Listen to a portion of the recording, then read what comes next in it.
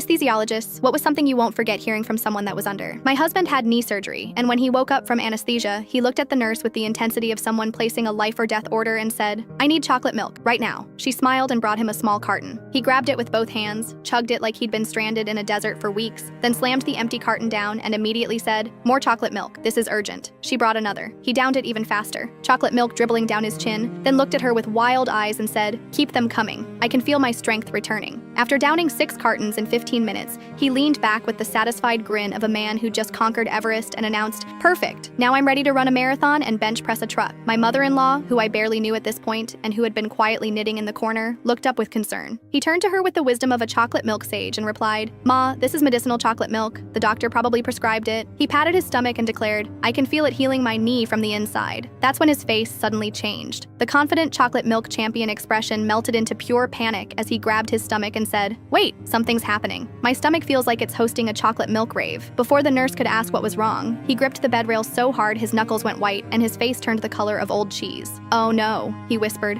eyes wide with terror. "The chocolate milk is staging a rebellion." My mother-in-law set down her knitting and leaned forward with concern, which turned out to be the worst possible timing in human history. That's when it happened. He lurched forward like he was being possessed by a chocolate milk demon and projectile vomited with the force and accuracy of a military-grade chocolate fountain. I'm talking full pressure, high-velocity chocolate explosion that defied the laws of physics. It hit my mother-in-law square in the chest with a wet splat, completely soaked her pristine white sweater, splattered across her shocked face, and kept going like some kind of unstoppable chocolate tsunami. The chocolate milk vomit coated the wall behind her, painted the window, somehow reached the ceiling, and even managed to hit the poor plant in the corner. My mother-in-law just sat there, absolutely drenched from head to toe, looking like she'd been dunked in a vat of Yoo-hoo and then hit by a chocolate milk truck. Warm chocolate milk was literally dripping from her hair, her glasses, her earrings, pooling in her lap and creating a chocolate milk puddle on the floor around her chair. The smell hit immediately. That sickly sweet, warm chocolate milk smell that filled the entire room. Meanwhile, my husband wiped his mouth with the back of his hand, looked around at the chocolate milk disaster zone he'd created, and said with genuine cheerfulness, "Wow,